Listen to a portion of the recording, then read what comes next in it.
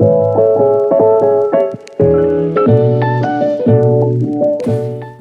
are here again for another table talk. This time we are with Darren Dye, Hello. who's lead pastor of Freedom Fellowship. Yes. So excited. Yeah, I'm me so too. Excited to Thank you to for this today. opportunity, Cheyenne. Yeah, I'm really excited about it. All right, you're just going to tell me about your life, and I'm just going to listen. And I'm just going to ask questions, and I might cry because I always cry when I talk to you. So it just ends up that way. So Tell me who you are, Darren. Tell me who I am. Yeah. Where'd you grow up? Well, actually, I grew up in the Metroplex. Okay. Right smack dab in Dallas-Fort Worth, and loved it. I moved to Canyon to go to WT, and I told the Lord, I will never settle in a small town. And that was almost, I'm embarrassed to say this, almost 40 years ago. My gosh. Yeah, came to WT, and I've never left. It was amazing. God's place for me. Wow. So when you grew up in the Metroplex, do you have siblings? What's your family life? I do. So growing up, so obviously I've got two siblings, an older brother, older sister, and growing up was hard. It was a very, very broken home. My family was together until I was 9, but it was a rather difficult environment. And I had a dad who was a pretty severe alcoholic, and there are nice alcoholics and not so nice alcoholics, and mine was the latter. And so it was very, very tough. My mom lived a really hard life under him, and my siblings and I, we were just broken and really disconnected. My mom and dad divorced when I was 9, and my dad moved away, and actually I really didn't have any contact with him for 11 years by his choice.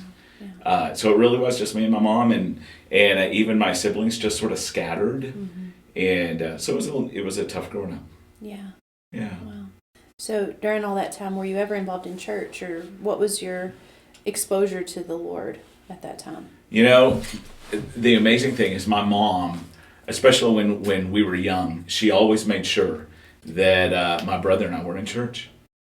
And my sister never went, but my brother and I went. And so I had a really, really good foundation. And I tell you, it was the lifeline that I needed. Yeah. It was church and God and truth. Yeah, even as a little kid. Yeah, even as a little kid. Yeah. So when you came to WT as a young man, I'm assuming you came just right after you graduated high school. I did. Okay. And what did you major in? Okay, well, I actually majored in music. Yeah. I never really thought about going into ministry. I thought music was going to be my direction in life. Got my bachelor's, my master's, and just thought that's where I would head. And yeah. But then I was actually at the very end of my master's degree, and the Lord just got a hold of me. And he said, he told me, I remember clearly, and just hearing, not audibly, but just in my heart, just hearing the Lord speak. He says, I've got something better for you if you want it. And he told me clearly, he said, if you choose music, I'll bless you. Wow. But I've got something better for you. Wow. And so I just laid it all down. And it's rather amazing because, I had all these thoughts of, okay, I'm sacrificing it all. This is my Isaac on the altar. And God, take me wherever you want to. Take me to the nations. Take me to, whatever ministry you have, anything. And I just had all these great dreams and expectations. Yeah. And the place where God took me was actually to work at McDonald's. Here in Canyon? Here in Canyon. Wow. For a year and a half. That was my wilderness experience. Wow. And the irony was, this is actually hilarious. It was literally right across the street from the music department that I just graduated with my master's degree. And boy, that created for some tense moments with professors and others who would come into McDonald's. Yeah. But I tell you, Cheyenne, it was a beautiful time for me because the Lord just used it to do a work in my heart, to grow me in deep spiritual ways. There really is so much value to a wilderness experience. Sometimes we resist those times so much, but that's where God prepared me most for ministry, was at McDonald's. Yeah. And I remember one of my favorite things to do was to wash dishes. And I know that sounds crazy, but it was, it was between breakfast and lunch, and it was a 2-hour process. And honestly, nobody else wanted to do it, so I got to do it all by myself. And it was a 2-hour prayer time every single morning. I loved that time between me and the Lord. And he was teaching me about intercession, and he was teaching me just about his presence. And it was just a beautiful time. And then just also taught me about people. Yeah. And the deep needs of people. Yeah. So. Wow. Yeah. That's so encouraging is what it is. Yeah. I think we all find ourselves in wilderness seasons at times where we're like, God, you called me to something. You asked me, but I'm not, so what am I doing? But I'm being obedient, but why am I here? Yes. And speak into that of just how God meets us in those places. He does, and I think back to Joseph in the Bible, in Genesis, is how God knew he had a plan for Joseph's life and communicated that to Joseph, but that took him in a very, very different direction. Wow, yeah. But it was the direction he needed. Yeah. And I tell you, I was actually talking to someone about this just yesterday. So many times, God does those deepest heart works in the hard times we walk through. Boy, we love the mountaintops, and I'll take the mountaintop anytime. Yeah. But it's in that place of the valley where I surrender everything to God. And I surrender me. And it's in the place of the valley where I come to the end of me. Yeah. And that's where God begins. Yeah. And that's where he becomes really real. Not that he's not real on the mountaintop, but man, I really, really need him in that valley. I really need him in that wilderness. Yeah. And so those beautiful times when he strips away everything that has been my security, where I'm landed in him and him alone. Those are beautiful places. Yeah. And I think that's where the greatest worship is found. Yeah. It's here we have an opportunity. Here we can get hard-hearted. Yeah. Or delusioned. Yeah. Or cynical. But yet here we can offer the greatest worship and offer the greatest sacrifice because it costs something. Yeah, that's right. That's so right. Good. So, after a year and a half at McDonald's, what happened? Okay, so it was actually during that time that I started attending this church. Just started attending. And of course, what was it called at the time? It was called Canyon Christian Church. Okay. And because it had independent Christian church background. Okay. And so I'd been going somewhere else in Amarillo, but I just knew that the Lord was directing me to come here. And so I started coming. And again, I just surrendered everything to the Lord.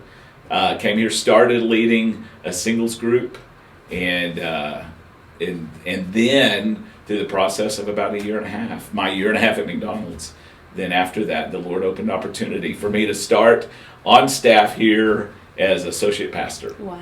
Yeah. And how old were you? I was 24. Wow. Yeah. And I made a whopping $200 a week. Wow. But that was a raise from McDonald's. Yeah. So I was happy. Wow. So who was your pastor at that time? So the pastor at the time, his name was Dan Campbell. Amazing man, tremendous man. Really led with so much wisdom. And I learned so much from him. Yeah. Okay, so you became associate pastor.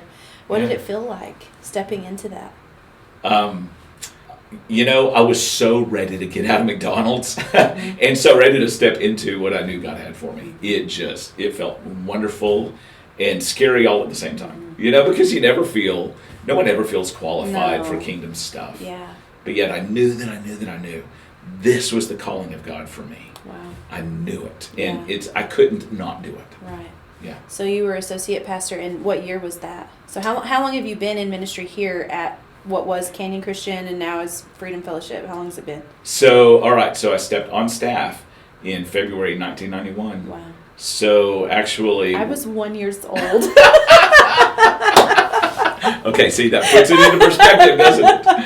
And, So going on 31 years. Wow. Is that not unreal? That's amazing. So you served as associate pastor, and then when did you become lead pastor? Well, that was actually 8.5 years later, 1999.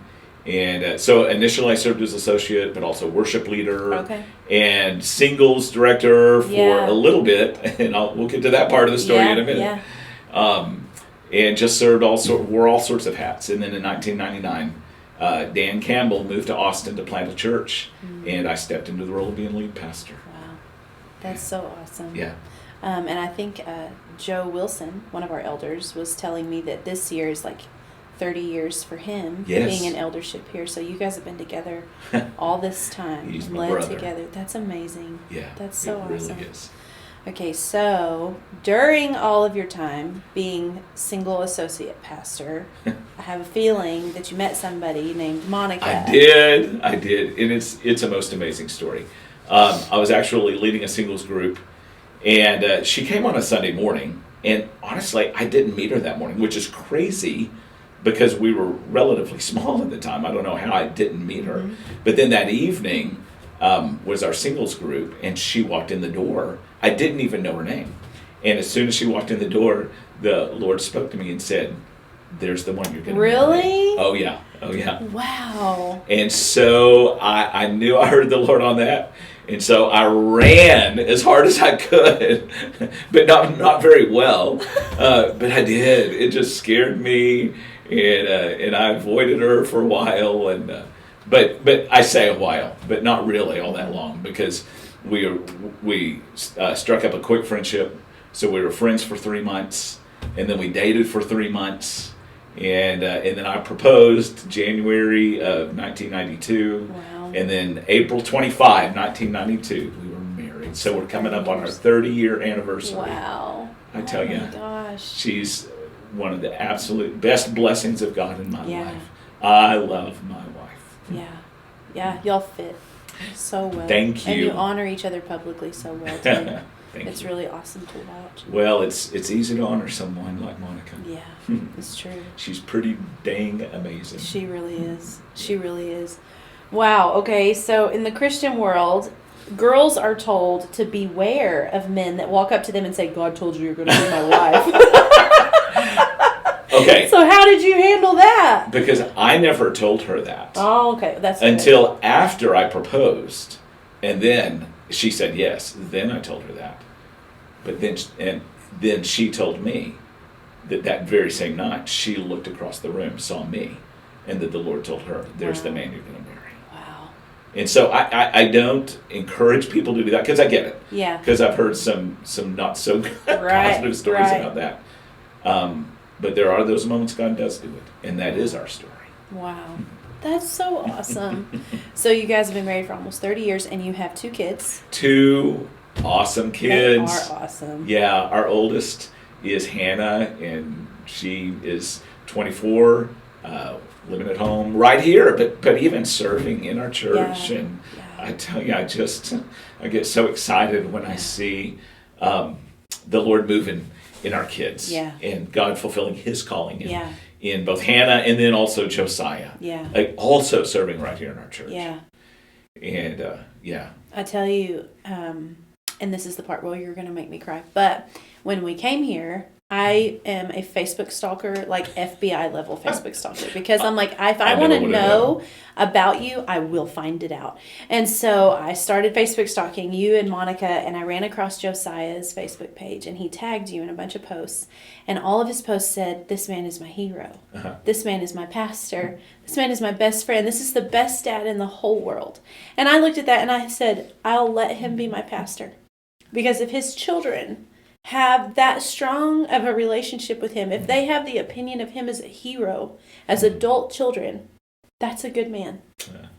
And so your kids bring you honor, not just in the things that they say to you, but the way they live their lives. Yeah. And you just see the Lord in them so strong. And I'm like, man, that's the goal. Yeah. You know, I mean, you can be a pastor and lead people all you want to, but what you're going to be accountable to God the most for is how you led your family. Yeah. And that is so true. Yeah. And we knew that from the beginning. Yeah. We knew that from the beginning. You hear these stories of PKs, pastor kids, preacher kids, and sometimes there's just an expectation put on pastor's family, whether it be the pastor wife, but especially the pastor kids, that they have to live up to a different standard than everyone else. Right. And so we said from the very beginning, we're not going to put that on our kids. Yeah. We're going to hold a high standard, And we would often say, here's something we're doing as a family, but we're not doing this because we're the pastor family. We're doing this because any healthy family pursuing God together ought to do this together. Right. And so that's what we try to live by. Yeah. But our kids have always been ones to love the Lord and serve the Lord and seek the Lord. And I tell you, I'm so proud of my kids. Yeah. I really am. Yeah.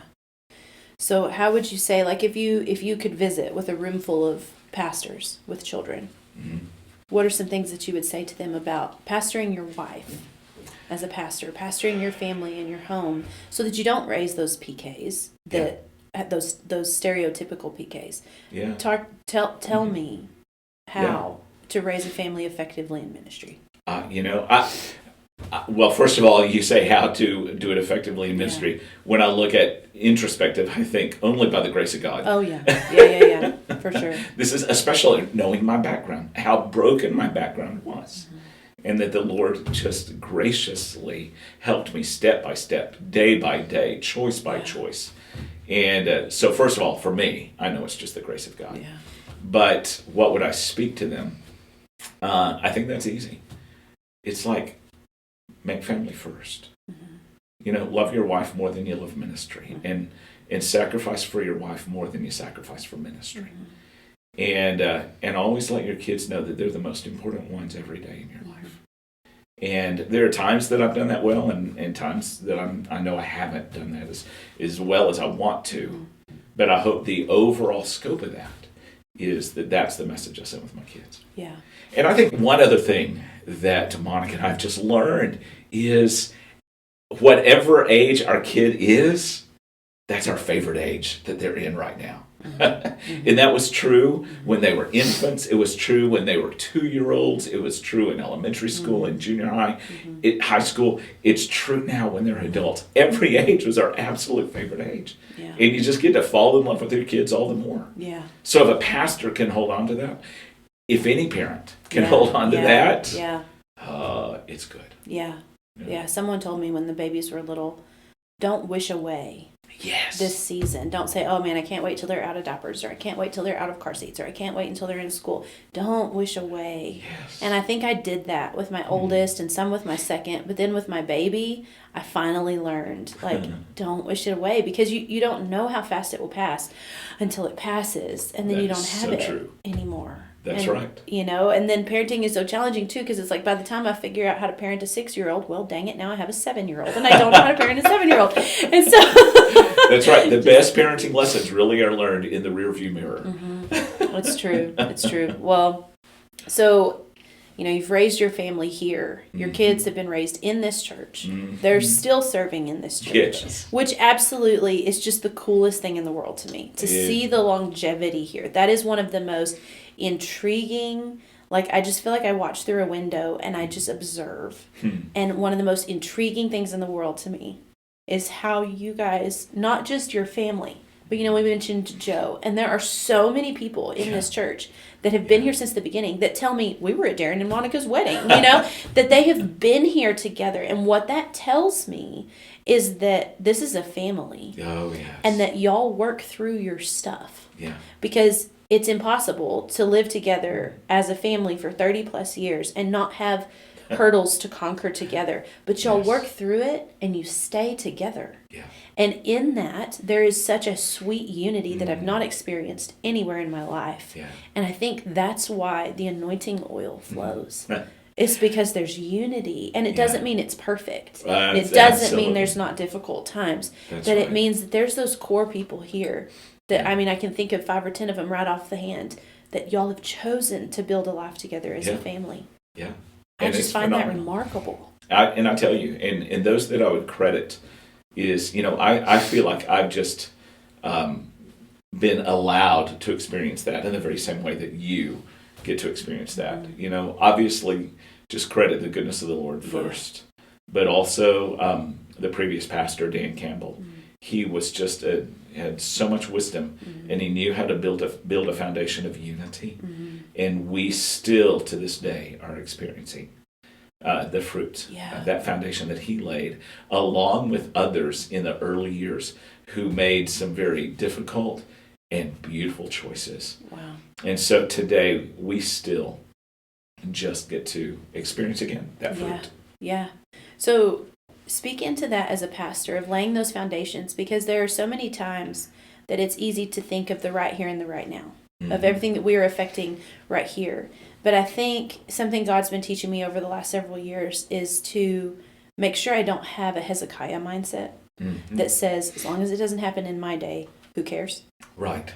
But to have that mindset of, no, but for my children and for my grandchildren and for my great-grandchildren, we must lay this foundation so that they can reach levels with God that even we didn't. It's like catapulting them forward. I mean, speak to that as a pastor of like how you keep your heart present. Yes. But how you're planning for the future. You're planning for your kids and for my kids and all of the things. Yes, I think that's so important. And the way I think of it, the way I would word it, is we have to think generations. There are generations that went before us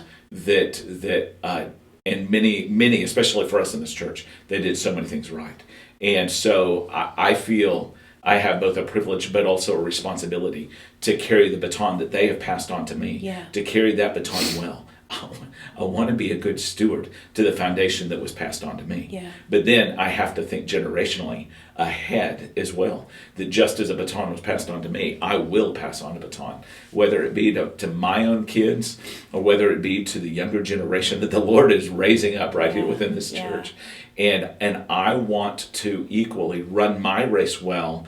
And there's, obviously I'm not a runner, but I know there's a beauty in the handoff in a relay race when that baton is handed off well, and it's a partnership that you work on from both sides, and that's what I see is just a partnering of handing off that baton and realizing that we're going to stand before God as generations, and that's beautiful. Yeah, man, that is just so good. That's just so good.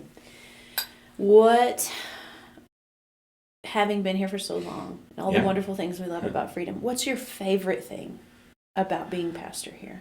That's easy. And I know it sounds cliche-ish, but I mean it from the depth of my heart. Is my favorite thing is people. The people in this church family. I love the people. I love the heart of the people. Yeah. I love the commitment, whether it is a commitment of longevity or if it's just the commitment to each other. See, that's the beauty. Every family has its issues. My family did. Yeah. Everyone's. But that's part of what makes us stronger. Yeah. Is when we, in health, stay committed to each other and just keep in there and allow God to be God. Yeah. I love seeing that in the people. Yeah. I love seeing the genuineness with which people pursue God and love God. Yeah. I tell you, that's the biggest blessing that I think I could see as a pastor. It's when I watch it, I realize that there is an awareness within our community that our personal lives affect each other. Yes. And that is God created. Yes. That's the way he made the body of Christ. Yeah. And so, yes, again, when we work through those things, we get to a place of richness together. Yes. I mean, in the depth of that relationship, where it's like you feel seen, you feel known, you feel understood, you feel accepted, and you feel safe. Yeah.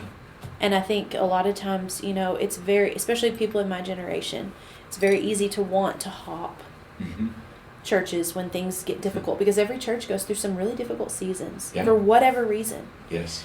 And it's easy to want to focus on flaws that we see or offenses that may be planted in our heart by the enemy or by wounds that we have. The enemy will take and capitalize on those wounds, and he'll highlight those areas and make you want to distance yourself from other people. Yeah. But just like in marriage, they say the average marriage lasts 7 years, and then the ones that get divorced, they last 7 years. But 7 years is when it gets really hard. But then after 7 years is when it gets really good. That's right. And so I think it's very similar in the same way of when we stay committed to a body. Yes. Of believers who are genuinely and truly submitted to the Lord, as you said. Yes. Absolutely. Are we submitted to the Lord? Yeah. Yes. Is our leadership submitted to the Lord? Yes. Okay, then work it out. Yeah, that's right. Stay, work it out. And there are times that we just don't get it right, Yeah. whether it be me or other leadership in the church. But again, that's just part of the journey. Yes. And then just sort of regathering and owning it, all of us owning it, and just allowing the Lord to be the Lord in the midst of it. Yeah. And again, He's the one then who brings the unity we need. Yeah, absolutely. And just as a lay person on the pew, something I would want to say to my pastoral staff is there's grace for you too. Yeah. You know? Thank you. We need it. Because I've been on the opposite side of that, and when you're on a pastoral team, all of a sudden you feel like there's no grace for me because I have to be this perfect. I have to know exactly what to do every time. It's like, guess what? COVID hits, and nobody knows what to do. Nobody knows what to do, and you figure it out day to day. But there's grace for you too. Just as much as I need you to extend that grace to me, there's grace for you too. And I feel that, and I know that from so many people in this church body. And honestly, and that's the only way any of us survive. Yeah. Because, like I shared earlier, I wasn't originally intending to go into ministry. And so I told the Lord when He called me into this, I said, I'm just going to be me. Yeah. That's the only person I know how to be. Yeah. And so God, you're just going to have to work through me in my flaws and everything else. Yes. And so that's why, that's where we all just need grace from each other. Absolutely. I need grace for my flaws. Yeah. But it's that grace, again, that brings the beauty of Jesus in this family called church. Yeah. So in that, okay, I need grace. As a pastor, as Darren Dye, right now in your current time and season, what is something that you feel like you're asking the Lord to teach you? Oh, yeah. Okay, I think right now for present season, especially, you may even say for this year, I know the answer to that. There's a hunger for the Lord, and maybe even more specifically said, just a hunger to know the person of the Holy Spirit more. Yes. Me. Yes. And I want to learn more about who He is. Yeah. Just who we see Him revealed to be in Scripture, and who He wants to be in my life, again, in a personal way, who He wants to be expressed through my life. Yeah. And just, I want to know Him. Yeah. And that's where I am. Yeah. My personal journey. And that's where you're leading our church in that direction too. There's such an openness to, okay, Jesus, what do you want to do today? Yeah. Yeah.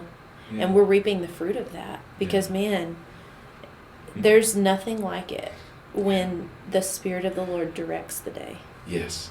And isn't it just so freeing? Yeah. When we can all just get out of the way. Yeah. And just let God be God. Yeah. And I love that. I do too. And I love that our church is so hungry for that too. Yes. And so willing to go there. I love it. Man. Yeah. Well, as we wrap up, the story that we want to weave through all of it is just the faithfulness of God. Yes. So wrap up your story and tell me how you've seen the faithfulness of God as the common ribbon in the tapestry. Yeah. I think probably a good place to start with that is let me go ahead and finish the story of my own earthly father. Because, again, there were a number of years that literally no contact by his choice. But interestingly enough, 8 years before he passed, then he had a surgery and we reconnected, and he needed to come and spend 2 weeks with me at my sister's request. And 2 weeks turned into 8 years. Wow. And there was a season that he lived with me, and the Lord really turned his life around. Wow. And he still had his struggles, but even his own story became a story of God's grace and faithfulness.